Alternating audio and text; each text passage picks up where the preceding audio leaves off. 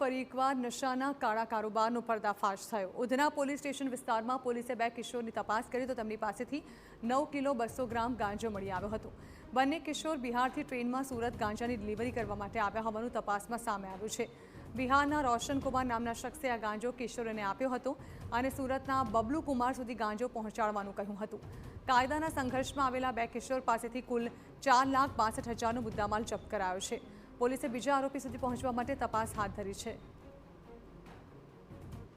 મળી આવ્યો હતો જેની કિંમત આશરે 4,62,000 રૂપિયા છે અને એ જથ્થો છે 9 કિલો 200 ગ્રામ જેટલો।